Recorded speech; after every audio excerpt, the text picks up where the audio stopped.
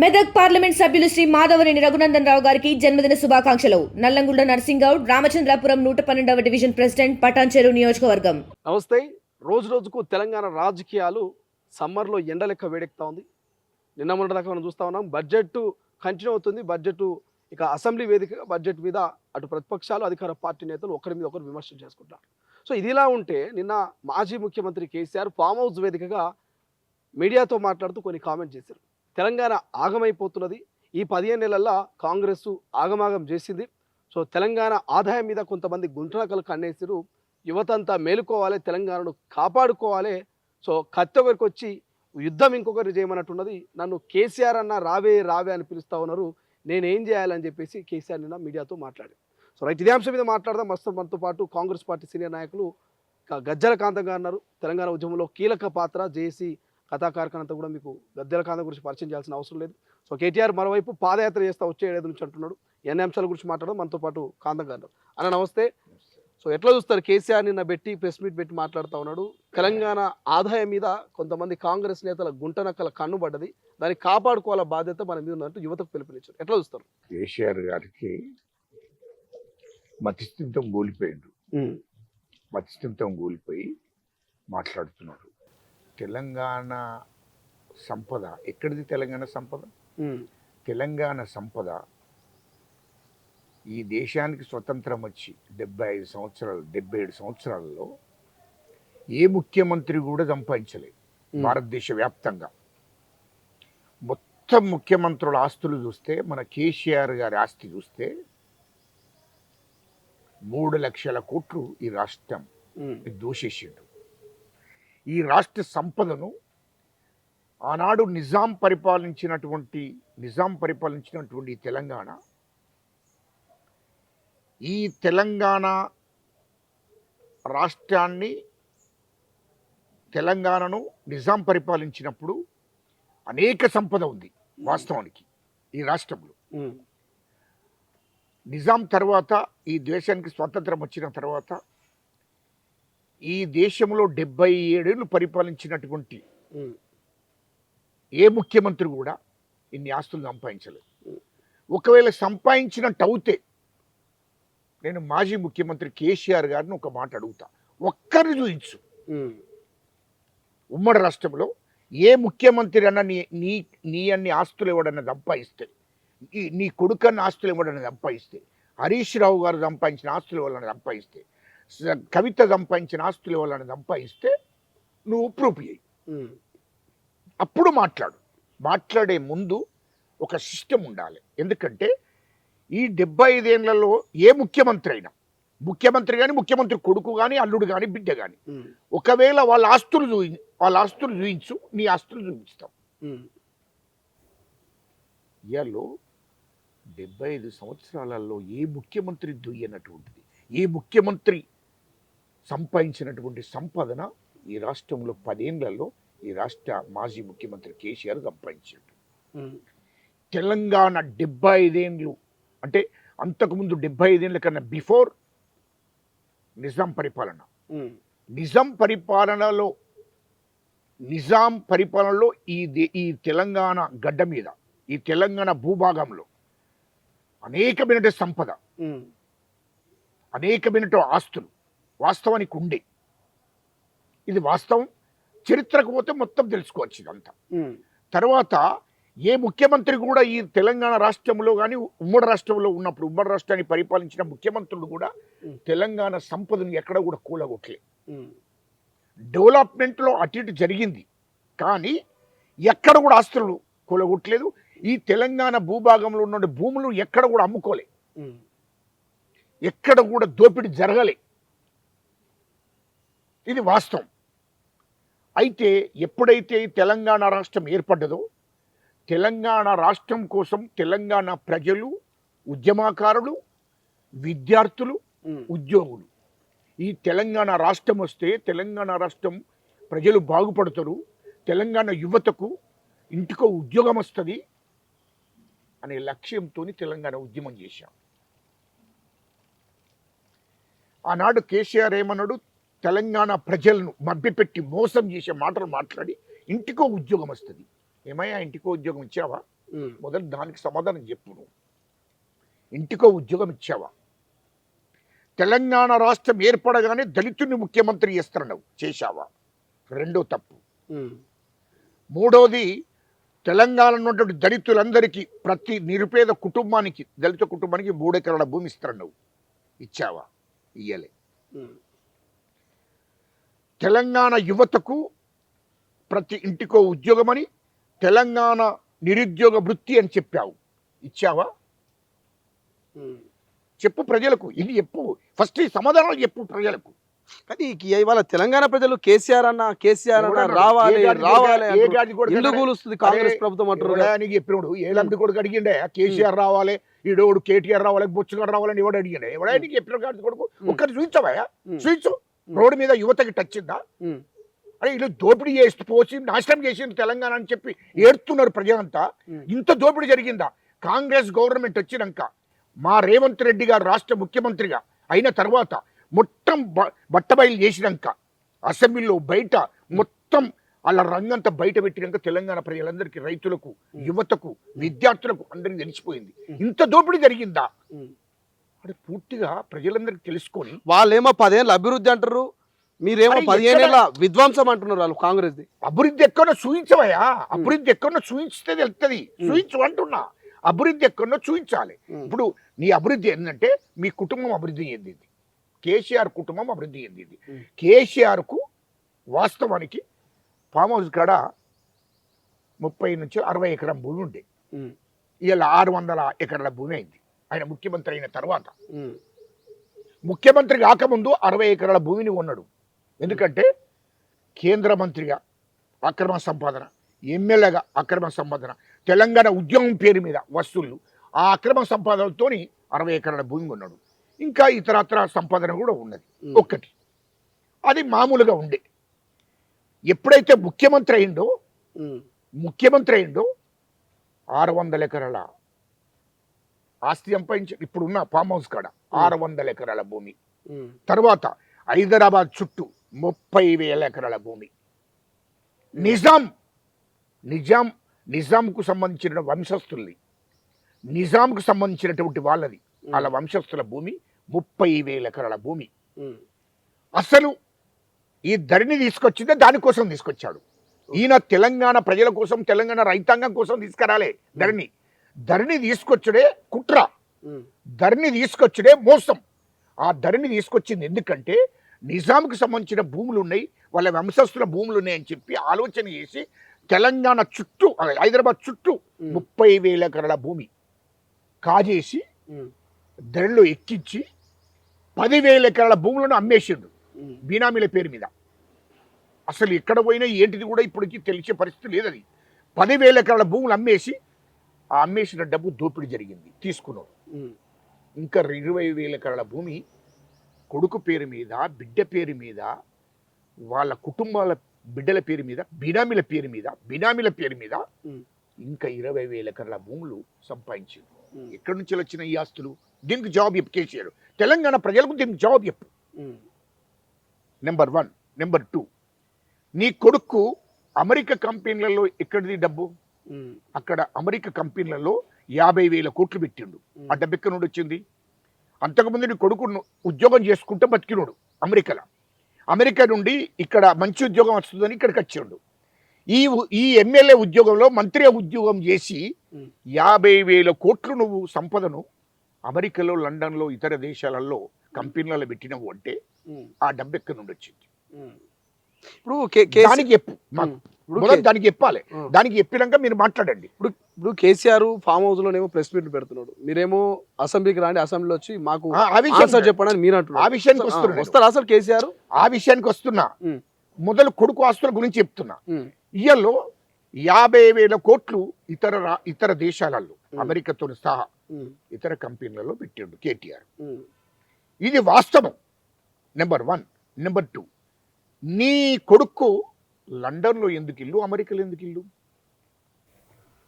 నువ్వు ముఖ్యమంత్రి అయినాక నీ కొడుకు మంత్రి అయిన తర్వాత ఇల్లు అక్కడిక్కడి నీకు అంతకుముందు ఇల్లే లేదు కదా.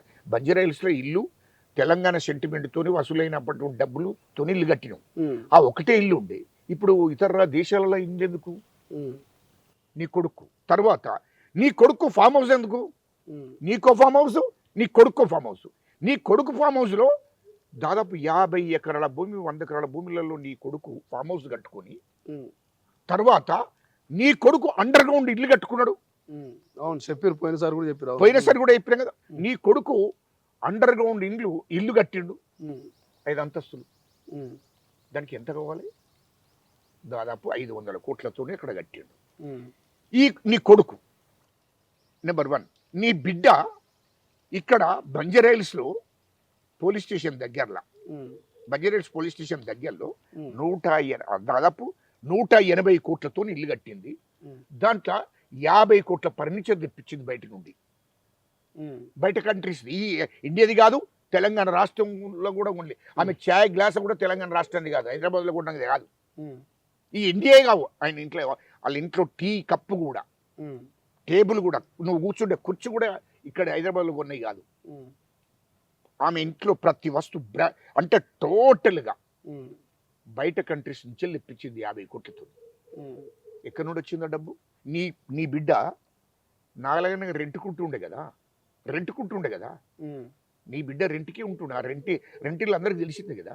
మరి అటువంటిది 180 కోట్లతో ఇల్లు కట్టింది, 50 కోట్లతోనేమో బయట దేశాల నుంచి, ఇటలీ ఇతర కంట్రీస్ నుంచి ఏమో ఇంట్లో షోకేజ్కి ఉమ్.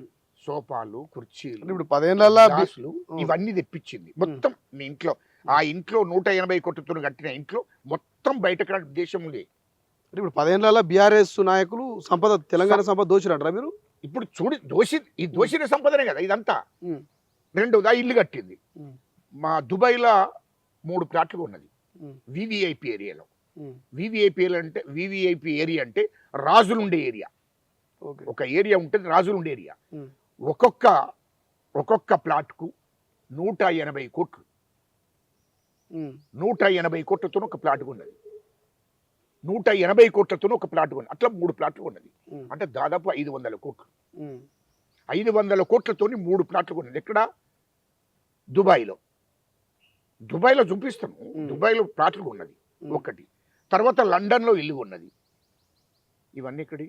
ఉమ్, ఈ లిక్కరు ఒక ఢిల్లీ కాదు, ఒక పంజాబే కాదు, ఇప్పుడు తమిళనాడు, కేరళ, ఉమ్, అన్ని రాష్ట్రాల్లో లిక్కరు 100 కోట్లు, 100 కోట్లు పెట్టుబడి పెట్టి లిక్కర్ స్కామ్లో ఒకసారి జైలుకు పోయింది. ఇప్పుడు ఇతర రాష్ట్రాల్లో కూడా ఇప్పుడు ఉన్నది లిక్కర్ కేసులు ఉన్నాయి ఆమె మీద. ఉమ్, ఇంత సంపద ఎక్కడి నుండి వచ్చింది? నీ బిడ్డ కూడా ఇక్కడ దాకా దుబాయ్ కంపెనీలు ఇదే వైఎస్ జగన్ గారితో అక్కడ దాదాపు 25,000 నుంచి 50,000 కోట్లు పెట్టింది. ఉమ్, ఈ డబ్బంతా ఎక్కడిది? కొడుకుది అట్లా, బిడ్డది ఇట్లా. ఈ సంపద అంతా ఎక్కడో చెప్పు. తెలంగాణ సంపద కాదా? ఉమ్, తెలంగాణ ప్రజల మీద దోషిన సంపద కాదా? తెలంగాణ గడ్డ మీద ఉన్నటువంటి సంపదను దోసుకున్నది ఇదే కదా, ఈ డబ్బే కదా. ఈ డబ్బంతా ఎక్కడి నుండి వచ్చిందో కేసీఆర్ ప్రజలకు చెప్పని నేను దయచేసి చెప్తున్నా. నేను వేరే ఏమంటలేను, ఇది ప్రజలకు చెప్పాలి. ఉమ్, ఈ డబ్బంతా ఎక్కడి నుండి వచ్చింది? అంటే మీకు ఎక్కడి నుండి వచ్చింది రా భయ్? అంతకుముందు నీకు పాత ఎన్నో ఉండడు, ముఖ్యమంత్రి కాకముందు. ఉమ్, నీ కొడుకు వచ్చిన కారు ఉండే, నీ బిడ్డకు కారు ఉండే, ఇంతే తప్ప ఇయ్యలో మీకు బెంజీలు, ఆర్డీలు ఇవన్నీ కార్లు ఎక్కడి నుండి వచ్చినాయి? ఇవన్నీ వ్యాపారాలలో 1000 కోట్లు ఎక్కడి నుండి వచ్చినాయి? ఉమ్, తర్వాత ఈ హరీష్ రావు మాత్రం నీతులు చెప్తాడు. చెప్పేటి నీతులు వచ్చేటి ఏదో అంటారు. ఉమ్, ఈ చెప్పే నీతులు, హరీష్ రావు చెప్పే నీతులు అయితే తెలంగాణ ప్రజలు, పేద ప్రజలు, ఎస్సీలను, ఎస్టీలను, బీసీలను నమ్మించే కార్యక్రమం చాలా డేంజర్. ఉమ్, అయినా బొట్టివెనేల నుంచి విషం తనదాకా ఉంటుంది. ఉమ్, అహంకారం, ఉమ్, వెల్మ అహంకారం, విషం హరీష్ అంటోనికి బాగా ఉంటుంది. ఉమ్, వాడు చాలా డేంజర్. ఉమ్, రాష్ట్ర ప్రజలను నమ్మించి నీతులు చెప్తాడంటే ఏమరా భయ్? నీకు సింగపూర్లో 6 నెలలకోసారి సింగపూర్ ఎందుకు పోతావు? తెలంగాణ ప్రజలకు చెప్పు, ఉమ్, తెలంగాణ ప్రజలకు చెప్పు. నువ్వు అక్కడ 25,000 కోట్లు అక్కడ కంపెనీలో పెట్టినావా లేదా? నువ్వు 6 నెలలకు ఒక్కసారి సింగపూర్ నువ్వు పోయేది వాస్తవమా కాదా చెప్పు ప్రజలకు. ఉమ్, నీకు హైదరాబాద్ చుట్టూ ఈ 1000 ఎకరాల భూములు ఎక్కడి? ఉమ్, 1000 ఎకరాల భూములు ఎక్కడి? ఈ అక్రమ సంబంధం ఎక్కడిది? ఎక్కడి నుండి వచ్చింది? 1000 ఎకరాల భూములు హైదరాబాద్ చుట్టూ లేవా? ఉమ్, నీకు ఫామ్ హౌస్ ఎక్కడిది? అంతకుముందు నీకు ఫామ్ హౌస్ ఎక్కడిది అంటున్నా. ఫామ్ హౌస్ ఎక్కడిది, ఫామ్ హౌస్ చుట్టూ 100 ఎకరాల భూములు ఎక్కడి, ఉమ్. 1000 ఎకరాల భూములు హైదరాబాద్ చుట్టూ మల్లన్న సాగర్ పేరు మీద 100 ఎకరాల భూములను బెదిరించి తీసుకున్నావు నువ్వు. ఉమ్. అదేవిధంగా 100 ఎకరాల భూములు, ఈ 1000 ఎకరాల భూములు హైదరాబాద్ చుట్టూ నువ్వు కొన్నావు, తీసుకున్నావు. ఎక్కడి నుండి వచ్చింది ఆ డబ్బు? ఇప్పుడు కేసీఆర్ ఏమో గుంట నక్క లెక్క కాంగ్రెస్ దోచుకోవాలని చూస్తున్నారు. ఇది మీరేమో 10 ఏళ్ల విధ్వంసం మాకు జరిగింది, మీరు విధ్వంసం చెప్తారు. ఎవడు ఏది వాస్తవం? విధ్వంసం ఎవడు చేసిండో చెప్తున్నా కదా. విధ్వంసం ఏ గాడిద కొడుకు చేసిండో చెప్తారు కదా. తెలంగాణ ప్రజలకు తెలవాలి కదా. ఉమ్. ఇప్పుడు ఆయన పాదయాత్ర ఎత్తనంటుండు కదా, ఎందుకు తొందరపడుతుండు? కేటీఆర్ పాదయాత్ర ఎత్తే గజ్జల కాంతంతో తెలంగాణ ఉద్యమం చేసినటువంటి ఉద్యమ వీరులందరినీ తీసుకొని పోయి నేను కూడా పాదయాత్ర ఎత్తా. ఆయన వెనకనే ఇప్పుడు కేటీఆర్ పాదయాత్ర చేస్తా. కేటీఆర్ పాదయాత్ర 15 నెలల కాంగ్రెస్ వైఫల్యాల మీద, 15 నెలల అదే. గ్యారంటీల మీద, హామీల మీద చేస్తుంటారు. గజ్జలకాంతం దేని మీద గజ్జల చేస్తారు? కాంతం దేని మీద చేస్తారంటే తెలంగాణ ఉద్యమం ఎవరు చేసిండ్రు, ఉమ్. తెలంగాణ అస్సలు కీలకంగా ఉద్యమం ఎవరు చేసిండ్రు, తెలంగాణ ఎవరు తెచ్చిండ్రు, తెలంగాణ వచ్చిన తర్వాత ఈ రాష్ట్రాన్ని ఎవరు దోషిండు, ఈ ఆస్తులు ఎంత, కేసీఆర్ ఆస్తులు ఎంత, కేటీఆర్ ఆస్తులు ఎంత, హరీష్ రావు ఆస్తులు ఎంత, కవిత ఆస్తులు ఎంత, అవన్నీ బయటకు పెట్టాలి కదా తెలంగాణ ప్రజలకు. అవి చెప్పడం కోసమే ప్రజలకు కూతురంటున్నా. ఆయన వెనకనే ఇప్పుడు ఎవరైతే పాదయాత్ర చేస్తుంటారో మేము కూడా సేమ్ డే పాదయాత్ర మొదలు పెడతాను, దాంట్లో డౌట్ లేదు. ఇది తెలంగాణ ప్రజలకు తెలవాలి కదా. నేను తెలంగాణ పల్లెలన్నీ తిరిగిన ఉద్యమం చేసినప్పుడు మరి ఆ పల్లెలని మళ్ళీ నేను కూడా తిరగాలి కదా, నేను కూడా ప్రజలకు చెప్పాలి కదా. ఇప్పుడు నువ్వంటే నీకు డబ్బు ఉన్నది, నువ్వు పోతావు, కానీ నేను పాదయాత్రతోనే పోతాను, నాకు హంగామా అవసరం లేదు. కేటీఆర్ పాదయాత్ర చేయడా, నడుచుకుంటూ పోడా? నువ్వు నడుచుకుంటూ పోతాడయా, నడుచుకుంటూ పోతా, ఆయనకు హంగామా ఉంటది కదా. ఆ హంగామా నాకు వద్దు అంటున్నా. ఓకే. ఆ హంగామా వద్దు, ఎందుకంటే డబ్బు 100 ఏళ్ళు బతికే డబ్బు సంపాదించిండ్రు, ఆ డబ్బు వాళ్ళ దగ్గర ఉంది. ఎందుకు అంటే ఈ ఆస్తుల గురించి, తెలంగాణ ఆస్తులు ఎవడు దోషిండు అనే దాని మీద చర్చ. ఇది ఎవడు దోషిండు అనేది కళ్ళకు కనపడుతుంది కదా. నేను చెప్పేటి అన్ని కళ్ళకు కనపడేటి. నీకు దుబాయ్లో 25,000 కోట్లు అక్కడ ఎట్లా పెట్టినావు, లండన్ ఎట్లా పెట్టినావు కవిత, అమెరికాలో ఎట్లా పెట్టినావు నువ్వు కూడా, ఇవన్నీ ఎక్కడి నుండి వచ్చినాయి? దాదాపు 25,000 కోట్లు అక్కడ అంటే 25,000 కోట్లు ఇక్కడ, 50,000 కోట్లు బిడ్డ కూడా కవిత కూడా పెట్టింది. ఈ సంపద అంతా ఎక్కడి నుండి వచ్చింది? ఏం నుండి వచ్చింది ఇదంతా? నీతులు చెప్తున్నదే తెలంగాణ ప్రజలకు. మీరు తెలంగాణ మీద కన్ను పడ్డది అంటే ఇడిచిపెట్టలే, తెలంగాణ మీద కన్ను పడ్డది అంటే ఇడిచిపెట్టలేదు మీరు. ఎందుకంటే మీకు ఒక్కటే మీరు లక్ష్యం పెట్టుకున్నాడు. కేసీఆర్ కుటుంబం ఒక లక్ష్యం పెట్టుకున్నది, మమ్మలను ఆనాడు పేదోళ్లను నాశనం చేస్తే ఎస్సీ ఎస్టీల మీద, బీసీల మీద అణిచివేతకు గురేసి 1000 ఎకరాల భూములను దోసుకున్నారు ఆనాడు గ్రామాలలో. 100 ఎకరాల భూములను ఎస్సీల దగ్గర బీసీల దగ్గర, అట్లా బీనామీల పేరు మీద నిజాం కాలంలో బీనామీ పేర్ల మీద మొత్తం దొరలు అణిచివేసి తొక్కేసి ఆ భూములను కబ్జా పెడితే నక్సలైట్లు వచ్చిన తర్వాత మళ్ళీ ఊళ్ళ నుంచి భూస్వాములు అన్నట్టు అక్కడ నుండి ఊళ్ళ నుంచి తరిమేస్తే ఇక్కడికి వచ్చినాక ఆ కుట్రకుతంత్రాలు చేసిండు కేసీఆర్. ఇప్పుడు కేసీఆర్ అంటోడు కుట్రకుతంత్రాలు చేసి ఈ రాష్ట్రాన్ని ఖచ్చితంగా మనం పాలించాలి, ఖచ్చితంగా ఈ రాష్ట్రంలో ఉన్నటువంటి సంపదను మనం దొయ్యాలని చెప్పి ఆ లక్ష్యం పెట్టుకొని దోషిండు. పేదోడు ఎవడు కూడా పైకి రాలేదు. ఇంకోటి కూడా చెప్తున్నా, ఇవాళ హరీష్ రావు అసెంబ్లీలో బాగా మాట్లాడుతున్నాడు, వింటున్నా నేను, అసెంబ్లీలో బాగా మాట్లాడుతున్నాడు. వాడు కేటీఆర్ నీతులు చెప్తున్నాడు. అరే భూషుడికి మీరు ఎప్పుడన్నా ఎస్సీల గురించి మాట్లాడినరా ఈ 10 ఏళ్ళల్లో? కాంగ్రెస్ ఏం మాట్లాడింది ఎస్సీల గురించి నాకు ఇది చెప్పినాక నేను చెప్తా. అది కూడా కాంగ్రెస్ ఏం మాట్లాడి చెప్తా. ఎస్సీల గురించి ఎప్పుడన్నా మాట్లాడినరా? బీసీల గురించి ఎప్పుడన్నా మాట్లాడినా? బీసీలది 10 ఏళ్ళ మీద అధికారంలో ఉన్నారు కదా, కులగణన ఎందుకు చేయలేదు? బీసీలది కులగణన ఎందుకు చేయలేదు? నేను ఒక్కటి అడుగుతున్నా, ఎస్సీ వర్గీకరణ ఎందుకు చేయలేదు? మీరు చేయలేదు కదా. రెండవది, ఇక్కడ మీరు ఇచ్చిన హామీలు ఇప్పుడు 15 నెలల్లోనే కాంగ్రెస్ ప్రభుత్వం ఏం చేసింది? దొంగలు అంటే జబ్బలు భుజాలు తడుముకున్నట్టు భూషుడికే మాట్లాడే ముందు నువ్వేం చేసినో చెప్పాలి. ఫస్ట్ నువ్వు తెలంగాణ కాళేశ్వరం కట్టినానంటున్నావు. కాళేశ్వరం కడితే కూలింది ఒక దిక్కు, కాళేశ్వరం ప్రాజెక్టు కట్టి దాంట్లో 1,50,000 కోట్లు దాని మీద పెట్టి దాంట్లో 70 నుంచి 80,000 కోట్లు మీరు దోసుకుంటానికి కాళేశ్వరం కట్టిరు. మల్లన్న సాగర్ కూడా అదే కట్టిండ్రు. ఉమ్. ఆ లెవెల్లో మీరు 1000 కోట్లు దోసుకున్నారు. కానీ ఈ సాగర్లు కట్టినా ఈ కాళేశ్వరం కట్టినా 10 ఏళ్ళు పచ్చగుండే పంటలు పండినాయి, పచ్చగనా? రైతులు కన్నీరు కార్చలేరు, చెరువులు మత్తడి దుంకినాయి. కాంగ్రెస్ వచ్చి 15 ఏళ్ళు అయింది, చెరువులు ఎండిపోతున్నాయి, మత్తడ్లు దుంకట్లేదు, ఎక్కడ కూడా రైతులు పంటలు ఎండిపోయి ఇలా బర్లకు పంటలు మేపుతా ఉన్నారని చెప్తా ఏ గాడి కొడుకే అన్నాడు? వానికి బుద్ధి ఉండాలి. ఇటును 10 ఏళ్లలో పండని పంట 10 ఏళ్లలో పండించిన పంట కన్నా ఇంకా 20-25% ఎక్కువ పండింది మా కాంగ్రెస్ ప్రభుత్వం వచ్చినాక. మరి ఆ సూర్యాపేటలో ఎండిపోతున్న వరి పొలాలు ఎవరి వయంలో ఎండిపోతున్నాయి? ఇటును నీళ్లు రాకపోవడం అనేది అయిన ఆయాలములు కూడా కేసీఆర్ ముఖ్యమంత్రి అయినప్పుడు కూడా 20% 25% ఎండిపోయినాయి. ఇప్పుడు కూడా గదే పరిస్థితి. ఎందుకు అనంటే అక్కడ నీళ్లు రాక అప్పుడు కేసీఆర్ వచ్చినప్పుడు మొత్తం తెలంగాణ మొత్తం పండింది అనుకుంటున్నది. తెలంగాణ మొత్తం పండలే. ఎందుకు పరిచయం అవుతున్నావు? నేను కూడా పోయిందయ్యా, నేను కూడా పోయినా. మరి ఇప్పుడు ఎందుకు పోతలేదు మీ ప్రభుత్వం? సూర్యాపేట గానీ కోదాడ గానీ స్వయంగా చూసినాము. కేసీఆర్ ముఖ్యమంత్రి అయిన తర్వాత మేము కూడా పంటల పొంట పోతే అనేక పంటలు ఎండిపోయినాయి. 20% 25% ఆనాడు కూడా ఎండిపోయింది, నీళ్లు రాలే. ఇక్కడ దానికి దీనికి చూసుకుంటే కేసీఆర్ ముఖ్యమంత్రి అయినప్పుడు పండిన పంటల కన్నా ఇంకా 25% ఎక్కువ పండింది తెలంగాణలో. 25% ఎక్కువ పండింది అంటున్నా. ప్రతి ఎకరం నీళ్లు పోయినాయి. ఇప్పుడు కూడా చెర్లు మా కాంగ్రెస్ ప్రభుత్వం వచ్చినాక మా ముఖ్యమంత్రి రేవంత్ రెడ్డి గారు అయిన తర్వాతనే వర్షాలు ఫుల్ కొట్టి చెర్లని నిండి వాగులని నిండి అసలు ఈ సంవత్సరం దాకా బాధ లేకుండా అయిపోయింది. తెలంగాణ ప్రజలు సంతోషపడరు. ఏమో కాంగ్రెస్ రాగానే మొత్తం నీళ్ళు వచ్చినాయి.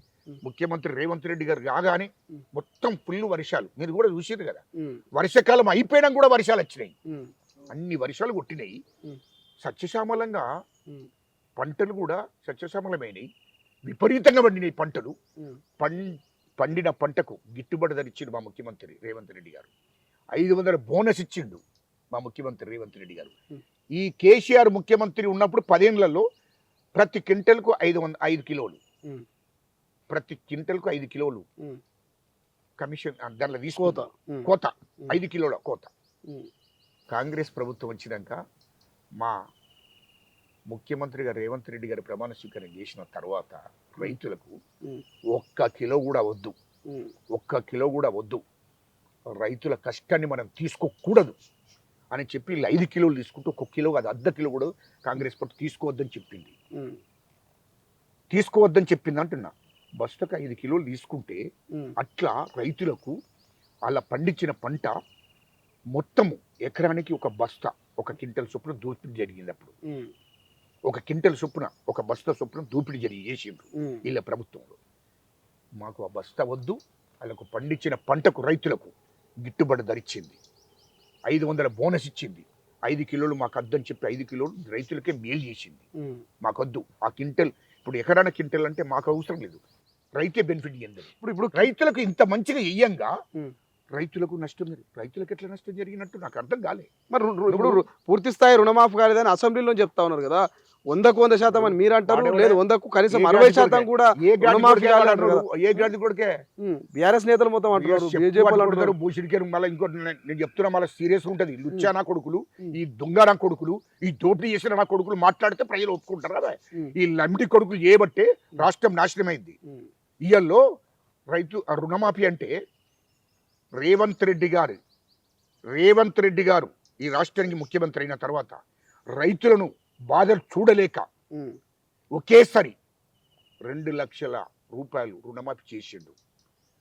21 కోట్ల రూపాయలు రుణమాఫీ చేసిండు. ఇంకో 20% 10% ఉండొచ్చు. ఒకటిసారిగా లేదు, ఆ ఉన్నది కూడా తొందరగా చేసేయాలి అని చెప్పి మొత్తం రాష్ట్రంలో రైతులకు 21,000 విడుదల చేసి మొత్తం అందరికీ రుణమాఫీ చేయడం జరిగింది. ఇంకొక 10 నుంచి 20% ఉన్నారు అందనటువంటి వాళ్ళు కావచ్చు, కానీ వాళ్ళకు కూడా చేస్తాడు. నువ్వు 10 ఏళ్ళ నుండి ఏం బికినవు రా భయ్? 10 ఏళ్ళు ముఖ్యమంత్రి నుండి కేసీఆర్ సంవత్సరం 25,000, సంవత్సరానికి 25,000. వాళ్ళే అసలు బొంగ మిత్తికి దవైన పైసలు. రైతులు అప్పు తీసుకుంటే ఈయన ప్రతి సంవత్సరము 25,000 ఉమ్, 25,000 ఇస్తే వాళ్ళ అప్పుకు మిత్తి కింద పోయినాయి పైసలన్నీ 10 ఏండ్లు. ఉమ్, మరి 10 ఏండ్లు మీరెందుకు రుణమాఫీ చేయలేదు రా భయ్? మీరు మేము రుణమాఫీ చేస్తేనేమో ఇంకా కొంతమందికి రాలేదు రా భయ్, మాకు తెలుసు, అది మా ముఖ్యమంత్రి గారికి తెలుసు అవన్నీ. ఉమ్, ఇంకా కొంతమందికి రాలే, అవి ఖచ్చితంగా రిలీజ్ చేస్తాడు. ఉమ్, ఎందుకు తొందరపడు? 15 నెలలే కదా, ఎందుకు తొందరపడుతున్నారు? ఇంకెందుకు తొందరపడుతున్నారు? అయినా 15 నెలలు అయినప్పటికి కూడా మేము ఖచ్చితంగా రుణమాఫీ చేయాలని చెప్పి 80 నుంచి 85% రుణమాఫీ అయింది. ఇంకొక 10 నుంచి 15%, 20% ఉంది. అది ఆయన కూడా చేస్తాం. రైట్. ఇక ఎస్సీ వర్గీకరణకు సంబంధించి సో ఎట్లుండబోతున్నది, ఎటువంటి కృతజ్ఞత సభను మాలమాదిగ సామాజిక వర్గాలు తెలియజేయబోతా ఉన్నాయి? దాదాపు 10 లక్షల మందితోని ఉమ్, 10 లక్షల మందితోని ఉమ్, రాష్ట్రంలో దళితులందరూ ఒక 10 లక్షల మందితోని భారీ బహిరంగ సభ పెట్టబోతున్నాం. ఉమ్, దానికి రాహుల్ గాంధీ గారిని ముఖ్య అతిథిగా రాహుల్ గాంధీని మేము పిలవబోతున్నాం. ఖర్గే కూడా వస్తున్నాడా? మల్లికార్జున్ ఖర్గే గారు, ఉమ్, మా రాహుల్ గాంధీ గారు ఉమ్, వస్తున్నారు. ఈ రాష్ట్ర ఇన్ఛార్జ్ మేడం ఆమె కూడా వస్తుంది. మా ముఖ్యమంత్రి రేవంత్ రెడ్డి గారు ఆ బహిరంగ సభకు ముఖ్య అతిథులుగా పాల్గొంటారు. ఆ 10 లక్షల మంది కృతజ్ఞత తెలియడం కోసం, తెలంగాణ రాష్ట్ర ఉమ్. దళితుల పక్షాన కృతజ్ఞత తెలియడం కోసమే భారీ బహిరంగ సభ పెట్టబోతున్నాం. ఈ క్రెడిట్ ఎవరికి పోతుంది గజ్జల కంద గారి ఎస్సీ వర్గీకరణ క్రెడిట్ మొత్తం ఎస్సీ మందకృష్ణ మాదిగగా లేకపోతే వర్గీకరణకు దయచేసి ఉమ్. మా రాహుల్ గాంధీ గారు ఉమ్, దీని మీద పట్టుదలతో నుండి చేవెళ్ళి డిక్లరేషన్లో ప్రకటించాడు. ఎస్సీ వర్గీకరణ కులగణన చేస్తారని చెప్పాడు. మాట ప్రకారం మాటిచ్చి మాట నిలబెట్టుకున్నాడు మా రాహుల్ గాంధీ గారు. మా ముఖ్యమంత్రి రేవంత్ రెడ్డి గారు మాటిచ్చాడు, నిలబెట్టుకున్నాడు. ఉమ్, ఈ రాష్ట్రంలో ఎప్పుడన్నా ఇంత నీవు 10 ఏళ్ళు పరిపాలించినావు కదా, ఇప్పుడు కులగణన గురించి ఆడు కేటీఆర్ మాట్లాడుతున్నాడు, వీడు హరీష్ రావు మాట్లాడుతాడు, ఇంకెవడు పరికిమాల నా కొడుకులందరూ మాట్లాడుతున్నారు. అరే భూషుడికి మీరు ఉన్నప్పుడు ఎప్పుడన్నా 10 ఏళ్ళల్లో బీసీలకు ఎస్సీలకు కావాల్సింది ఎప్పుడన్నా చేసిండ్రా? అది చెప్పండి ప్రజలు. ఇగో మేము ఇది చేసినాం. ఏం చేసిండ్రా భయ్? మీరు ఎప్పుడు మోసాలే కదరా మీరు చేసిన, ఎన్ని మోసాలే కదరా, ఏం చేసిండ్రో చెప్పండి. ఇప్పుడు మీరు కుటుంబ సర్వే అని చేసిండ్రు కదా. కుటుంబ సర్వే చేసినప్పుడు ఆనాడు ముఖ్యమంత్రి కేసీఆర్ కదా, ఆనాడు 10 ఏళ్ళు ముఖ్యమంత్రి కదా. మరి కుటుంబ సర్వే చేసినప్పుడు మరి బీసీలకు ఇంతమంది ఉన్నారు, ఎస్సీలకు ఇంతమంది ఉన్నారు, ఎస్టీలకు ఇంతమంది ఉన్నారు, మరి రెడ్లకు ఇంతమంది ఉన్నారు, వెలుమలకి ఈ బ్రాహ్మణులకు ఇంతమంది ఉన్నారు ఎందుకు చెప్పలేదు? నువ్వు ఎందుకు కులగణన నువ్వు ఆ రోజు చేసినని చెప్తున్నావు కదా, నేను సర్వే చేసినాం, మొత్తం కుటుంబ సర్వేలు చేసినాం, కులగణన చేసినాం చెప్పుకుంటున్నావు కదా. మరి చెప్పుకున్నప్పుడు ఆనాడు ఎందుకు ప్రకటించలేదు అంటున్నా, బయట ఎందుకు చెప్పలేదు? ప్రభుత్వ సొమ్ముతోనే కదా నువ్వు సర్వే చేయించింది, ప్రభుత్వ డబ్బే కదా సర్వే చేయించింది. మరి ప్రభుత్వ డబ్బు, ప్రజల డబ్బుతోని సర్వే చేయించడం, ఆ సర్వే చేయించినప్పుడు ప్రజలకు చెప్పవలసిన అవసరం ఉండే కదా నీకు. ఆనాడు ఎందుకు చెప్పలే? బయట ఎందుకు చెప్పలే? నిండు అసెంబ్లీలో ఎందుకు చెప్పలేకపోయినావు? అది దాపెట్టినావు అంటే ఇది మోసం కదా. తెలంగాణ ప్రజలు సర్వే చేసి మరి ఎవరి జనాభా ఎంతో చెప్పకుండా దాపరికం చేసుకుంటూ దాన్ని దాపెట్టిన అటువంటి చరిత్ర కేసీఆర్ కుటుంబాన్ని. అరే భూషుడికి మీరు చెప్పలేదు, మోసం చేశారు. కాంగ్రెస్ వచ్చిన తర్వాత కాంగ్రెస్ పార్టీ, మా హైకమాండ్, మా రాహుల్ గాంధీ గారు, మా సోనియా గాంధీ గారు, మల్లికార్జున్ ఖార్గే గారు వీళ్ళు చెవిళ్ళ డిక్లరేషన్లు చెప్పారు, మేము కులగణన చేస్తాము, మేము బీసీలకు 42% రిజర్వేషన్ ఇవ్వబోతున్నాము చెప్పారు. అదేవిధంగా ఎస్సీ వర్గీకరణ చేస్తున్నాము చెప్పిన ప్రకారం చేశారు. మీరు ఎందుకు చేయలేదు అంటున్నా. ఇటు కులగణన ఎందుకు చేయలేదు? మరి ఆనాడు మీరు 10 ఏళ్ళు పరిపాలించారు కదా, బీసీల గురించి ప్రస్తావన ఒక్కనాడన్న తీసిండ్రా? పోనీ బీసీలకు కులగణన చేసి మరి వాళ్ళకు రిజర్వేషన్ 42% ఇవ్వాలని ఆలోచన మీకు ఎప్పుడు నచ్చిందా? బీసీల పట్ల రాలే. వర్గీకరణ చేయాలని వచ్చిందా? కానీ మా రాహుల్ గాంధీ గారు, మా ముఖ్యమంత్రి రేవంత్ రెడ్డి గారు, మా శ్రీధర్బాబు గారు, మా ఉత్తమ్ కుమార్ రెడ్డి గారు, మా మంత్రి దామోదర్ నరసింహన్న గారు వీళ్ళందరూ కూర్చుండి, పొన్నం ప్రభాకర్ గారు ఖచ్చితంగా ఎస్సీలకు దళితులకు న్యాయం చెయ్యాలని ఆలోచన చేసి హైకమాండ్కి చెప్పి మెప్పించి మా ముఖ్యమంత్రి గారు సీరియస్గా ఆలోచన చేసి సుప్రీంకోర్టులో జడ్జిమెంట్ వచ్చినట్టు చేసి అదేవిధంగా వచ్చిన వెంటనే అసెంబ్లీలో ప్రకటించి నేను వర్గీకరణ ఏబోతున్నా అని చెప్పి ప్రకటించి, భారతదేశంలో గుర్తుపెట్టుకోండి, భారతదేశంలో ఏ ముఖ్యమంత్రి కూడా ప్రకటించలేదు. ఏ ముఖ్యమంత్రి కూడా సుప్రీంకోర్టు జడ్జిమెంట్ ఎప్పుడైతే వచ్చిందో వచ్చిన వెంటనే నిండు అసెంబ్లీలో ప్రకటించాడు మా ముఖ్యమంత్రి రేవంత్ రెడ్డి గారు. ఏమని? ఎస్సీ వర్గీకరణ చేయబోతున్నా ప్రకటించిన ప్రకారం ఎస్సీ వర్గీకరణ చేసిండు. దట్ ఈస్ ముఖ్యమంత్రి రేవంత్ రెడ్డి గారు. ఇది గుర్తుపెట్టుకోండి. రెండవది, కులగణన చేశాడు. కులగణన చేసి బీసీలకు 42% రిజర్వేషన్ ఇచ్చిన ఘనత కాంగ్రెస్ ప్రభుత్వాన్ని. ఇది గుర్తుపెట్టుకోవాలి. ఎందుకంటే కాంగ్రెస్ చెప్పింది తెలంగాణ ఇస్తారన్నది ఇచ్చిందా లేదా? తెలంగాణ రాష్ట్రం ఇస్తారని చెప్పింది మా సోనియా గాంధీ తల్లి. మా తల్లి తెలంగాణ తల్లి సోనియమ్మ తెలంగాణ ఇస్తారని చెప్పింది. తెలంగాణ ఇచ్చింది. వర్గీకరణ చేస్తారన్నారు. వర్గీకరణ చేసింది కాంగ్రెస్ ప్రభుత్వం. కులగణన ఇస్తారని చేసిండ్రు. 42% రిజర్వేషన్ బీసీలకు ఇస్తారన్నారు. ఇచ్చిండ్రు. ఇప్పుడు 6 గ్యారెంటీలు కూడా అమలు చేస్తామన్నారు. 40 హామీలు 400 హామీలు కూడా ఇచ్చారు. అమలు అయితే 6 గ్యారెంటీలు 400 హామీలు. ఒకటి గుర్తుపెట్టుకోండి. దయచేసి మీరు కూడా మీ మీడియా ద్వారా మీకు చెప్తున్నా, ఎవడో చిల్లర గారి కొడుకులు మాట్లాడిన మాటలు పట్టుకోకండి. ఎందుకంటే వాళ్ళు ఈ రాష్ట్ర ప్రజలను దోపిడీ చేసినటువంటి మూర్ఖులు మాట్లాడే మాటలు పట్టుకోకండి. ఇప్పుడు మీరు మేనిఫెస్టోలో పెట్టింది స్కూటీలు కావచ్చు, తులం బంగారం కావచ్చు, లేకపోతే పెన్షన్ల పెంపుదల కావచ్చు, 2 లక్షల ఉద్యోగాలు కావచ్చు, జాబ్ క్యాలెండర్ కావచ్చు, ఇవన్నీ మీరు ఇచ్చిన హామీలే కదా? మేము ఇచ్చిన హామీలే. మేము ఇచ్చిన ఏమేమి అమలు చేసినో చెప్తా. 15 నెలల ఇంకా 4 ఏళ్ళు ఉన్నది కదా. మీరు కూడా పరిచయం కాకుండా, ఎందుకంటే ఆ అదుర్త పడకుండా మీ మీడియా కూడా కొంచెం వినండి. మాది కూడా ఇప్పుడు మహిళలు ఉన్నారు. మహిళలకు ఉచిత బస్సు ఇస్తారని చెప్పాము. ఉచిత ప్రయాణం అని చెప్పాము. ఇప్పుడు మహిళలకు తెలంగాణలో ఉన్నటువంటి మహిళలకు ఉచిత బస్సు ఏర్పాటు చేసినామా లేదా? తెలంగాణ మహిళలు, ఆడిబిడ్డలు, అక్కలు, చెల్లెళ్ళు, తల్లులు అందరూ కూడా రాష్ట్రంలో ఉన్నటువంటి మా ముఖ్యమంత్రి రేవంత్ రెడ్డి గారు ఆనాడు ఇచ్చిన మాట నిలబెట్టుకున్నాడా లేదా? మహిళలకు ఉచితంగా పోతుంది కదా, బస్సు ప్రయాణం జరుగుతుంది కదా. నెంబర్ 1. నెంబర్ 2, సిలిండర్ ఇస్తారని చెప్పాము. 500కే సిలిండర్ ఇస్తున్నాం. నిరుపేద ప్రజలకు 500కే సిలిండర్ ఇస్తారని చెప్పాము.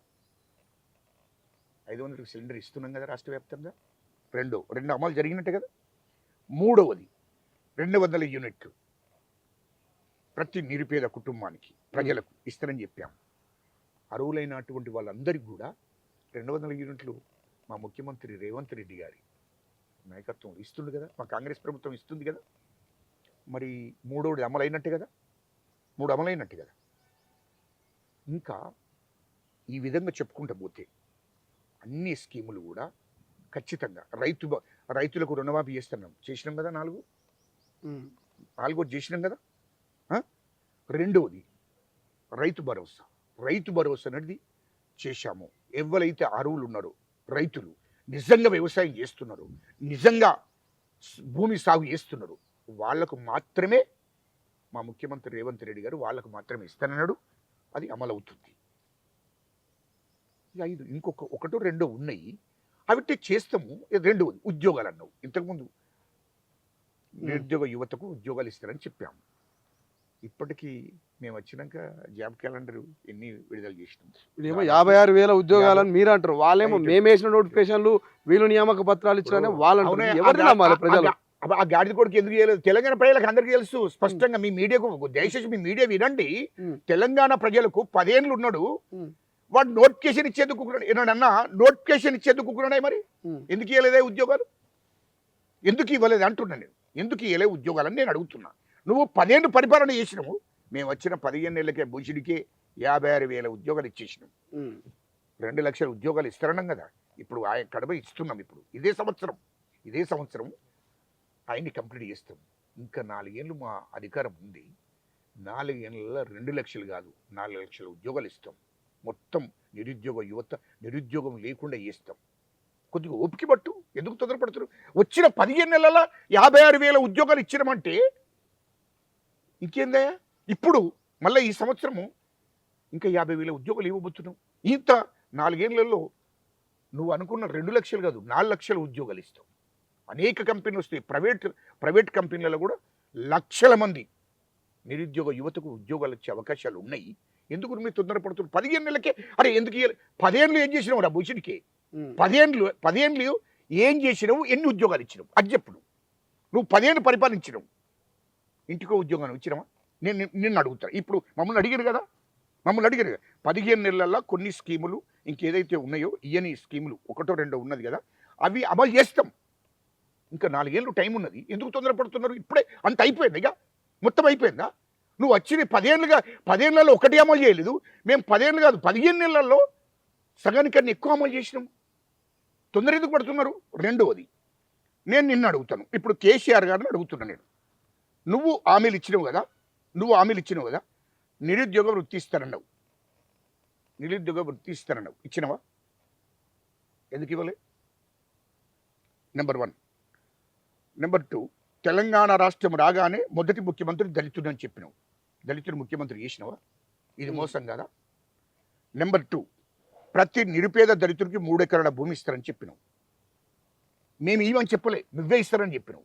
ఇచ్చినవా? ఇవ్వలేదు కదా. అదేవిధంగా దళిత బంధు ఇస్తారని చెప్పినావు. హుజురాబాద్ ఎన్నికల కోసం చెప్పి హుజురాబాద్ ఎన్నికలు అయిపోగానే హుజురాబాద్లో అమలు చేసి కాన్స్టిట్యూన్సీలో దాదాపు కాన్స్టిట్యూన్సీకి 100 మంది చొప్పున ఇచ్చినావు. అది నీ ఎన్నికల ఎత్తుగడ్డ. మరి దళిత బంధు ఎందుకు అమలు చేయలేకపోయాడు? తర్వాత బీసీ బంధు పెట్టిండు. ఎన్నికల కోసం అని బీసీ బంధు పెట్టిండు. మరి బీసీ బంధు ఎందుకు అమలు చేయలేదు? దళిత బంధు ఎందుకు చేయలేదు? మరి 3 ఎకరాల నిరుపేద దళితులకు 3 ఎకరాల భూమి ఇస్తాను ఎందుకు ఇవ్వలేదు? దళితుని ముఖ్యమంత్రి చేస్తాను ఎందుకు చేయలేదు? నిరుద్యోగ వృత్తి ఇస్తారని ఎందుకు ఇవ్వలేదు? మరి ఇంటికో ఉద్యోగం ఇస్తారని చెప్పినప్పుడు 10 ఏళ్లలో ఇంటికో ఉద్యోగం ఇస్తారని ఎందుకు ఇవ్వలేదు అని నేను అడుగుతున్నా. నువ్వు కొన్ని స్కీములు పెట్టి స్కాములు చేయడం కోసం స్కీములు పెట్టుకున్నావు. నీకు డబ్బులు దోసే కార్యక్రమం ఏదైతే ఉందో దాన్ని అమలు చేయడం కోసం స్కీములు పెట్టావు. దాంట్లో దోసుకున్నావు. ఇవాళ 1-2 నీ ఇంట్లోకెళ్ళి ఇచ్చిన ఎవరబైను దళిత బంధు ఇచ్చిన అంటున్నావు, లేకుంటే ఈ బంధు దళిత బంధు అంటే నీ ఇంట్లోకెళ్ళి పెట్టినావు. ఏంది నీ అయ్యా ముత్తాతకి సంపాదించిన ఆస్తులు కంటే మాకు రాసిచ్చినావు. ఏంది మా డబ్బును మాకు ఇచ్చినావు. నీవు ఇచ్చిన హామీలు సగానికి అన్న ఎక్కువనే అమలు కాలేదు. అది గుర్తుపెట్టుకో. రైట్. సో ఇది మొత్తం మీద కాంగ్రెస్ పార్టీ సీనియర్ నాయకులు, తెలంగాణ ఉద్యమంలో కీలకంగా పనిచేసినటువంటి జేఏసీ నాయకులు గజ్జల ఖాతా క్లియర్గా చెప్తా ఉన్నాడు.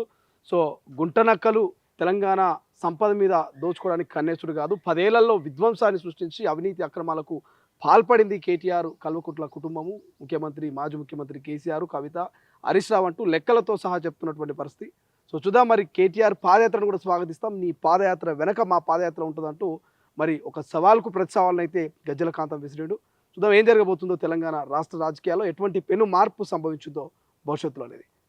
మరోవైపు ఎస్సీ వర్గీకరణకు సంబంధించి కూడా 10 లక్షల మందితోటి భారీ బహిరంగ సభ పెట్టి కృతజ్ఞత తెలియజేస్తామంటున్నారు మల్లికార్జున ఖర్గే. రాహుల్ గాంధీ ముఖ్య అతిథులుగా వచ్చి ఖచ్చితంగా తెలంగాణ ప్రజల అభివృద్ధిని చూసి వెళ్తారని చెప్తున్నటువంటి పరిస్థితి. చూద్దాం ఏం జరగబోతుందో. కెమెరా పర్సన్ అజయ్తో శ్రీశైలం, తొలి వెలుగు, హైదరాబాద్. ప్రపంచంలో ఏ మూల ఏ క్షణం ఏం జరుగుతుందో వేగంగా తెలుసుకోవడానికి తొలి వెలుగు వాట్సాప్ ఛానల్ని ఫాలో చేయండి.